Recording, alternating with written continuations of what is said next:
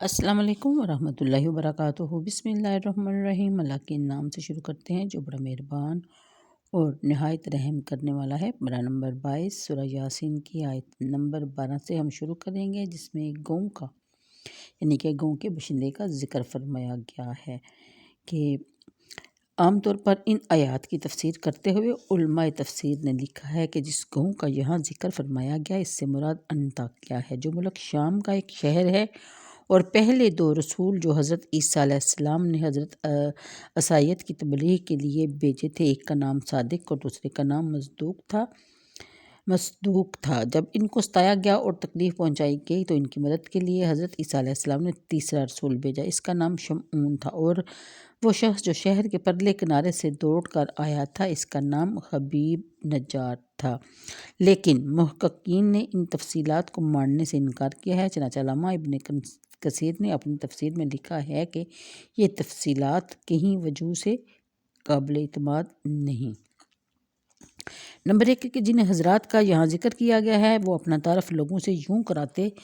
ہیں کہ ہمارا رب جانتا ہے کہ ہمیں صرف تمہاری طرف بھیجا گیا ہے، جس سے پتہ چلتا ہے کہ وہ براہ راست اللہ تعالیٰ کے رسول تھے،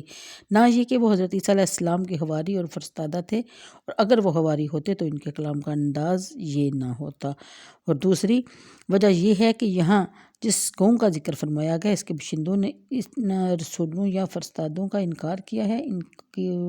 طرح طرح سے اذیتیں دی، ان کو منحوس تک کہا اور اپنی ساری تکلیفوں کا باعث بھی انہیں قرار دیا، یہاں تک کہ ان کو سنسار کرنے کی دھمکیاں بھی دی۔ ان حضرات کے بار بار سمجھانے کا بھی ان پر کوئی اثر نہ ہوا، یہاں تک کہ عذاب الہی ایک کڑک کی صورت میں نازل ہوا اور اس بستی اور اس میں بسنے والوں کو خاک سیاہ بنا دیا۔ جب ہم انطاکیہ کی تاریخ پر نظر ڈالتے ہیں تو یہ وہ شہر ہے جس نے مسیح دین کو سب سے پہلے قبول کیا، اور اس کی ساری آبادی حضرت مسیح پر ایمان لائے، اس لیے آج تک اس کا شمار ان 4 شہروں میں ہوتا ہے جو عیسائیوں کے نزدیک ایک مقدس جگہ ہے۔ نیز یہ بھی کہ کسی تاریخ میں مذکور نہیں کہ اس شہر پر خدا کا عذاب نازل ہوا، یعنی کہ انطاکیہ پر، اور یہ نیست و نابود ہو گیا۔ ان حقائق کے پیش نظر قرآن میں مذکور قریہ کو انطاکیہ اور رسولوں سے مراد حضرت عیسیٰ علیہ السلام کے حواری لینا بالکل غلط ہے۔ اس لیے مناسب یہی ہے کہ جب اللہ تعالیٰ نے اس قوم کا نام کا ذکر نہیں کیا، ان رسولوں کا تعین بھی نہیں فرمایا، تو ہم اس باعث میں نہیں پڑھتے، بلکہ ہمیں یہ دیکھنا چاہیے کہ اس آیت کے ذریعے ہمیں کیا بتایا جا رہا ہے اور کس بات کی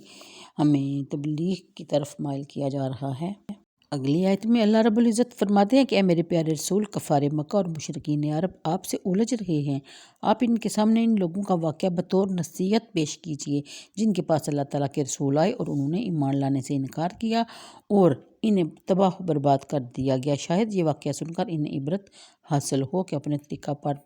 کار پر نظر ثانی کریں اور گمراہی سے باز آ جائیں۔ پھر یہ بھی کہ پہلے رسول اس شہر میں تشریف لائے اور وہاں کے لوگوں کو راہ ہدایت پر چلنے کی دعوت دی، لیکن وہاں کے باشندے بپھر گئے اور انہیں جھٹلانا شروع کر دیا اور طرح طرح سے اذیتیں پہنچانے لگے۔ اللہ تعالیٰ نے ان کی تقویت کے لیے ایک تیسرا رسول بھیج دیا اور انہوں نے پھر مل کر تبلیغ کا کام زور و شور سے شروع کر دیا، اور وہاں کے لوگ حقیقت شناس نہ تھے اور اس نور نبوت کو نہ دیکھ سکے جو ان کے جبین شہادت سے چمک رہا تھا، اور وہ روحانیت کی ان لطافتوں کے ادراک سے قاصر تھے جو اللہ تعالیٰ نے ان نفوس قدسیہ کو بخشی تھی، اور وہ ان کے ظاہر کو دیکھ کر فریب کھا گئے اور کہنے لگے کہ تمہارا قد و قامت ہماری طرح، تمہارا چلنا پھرنا ہماری طرح، تم کھاتے پیتے بالکل ہماری طرح ہو تو رسول کیسے بن گے؟ یعنی ان کے خیال میں وہ رسول نہ تھے بلکہ ان کی طرح عام انسان تھے۔ آیت نمبر 15 رسولوں نے کہا کہ ہمارا رب جانتا ہے کہ ہم یقیناً تمہاری طرف بھیجے گئے ہیں اور نہیں ہم پر کوئی ذمہ داری بجز اس کے کہ پیغام حق کھول کر پہنچا دیں، اور وہ کہنے لگے کہ ہم تو تمہیں اپنے لیے فعال بد سمجھتے ہیں، یعنی کہ نیز سمجھتے ہیں، اگر تم باز نہ آئے تو ہم تمہیں ضرور سنسار کر دیں گے اور پہنچے گا تمہیں ہماری طرف سے دردناک عذاب۔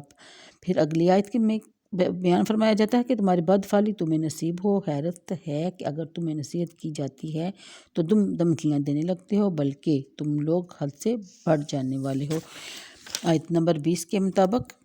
کہ اسی اثناء میں شہر کے پرلے کنارے سے ایک شخص دوڑتا ہوا آیا، اس نے کہا کہ اے میری قوم، پیروی کرو رسولوں کی، پیروی کرو ان پاک بازوں کی جو تم سے کوئی اجر طلب نہیں کرتے اور سیدھی راہ پر ہیں۔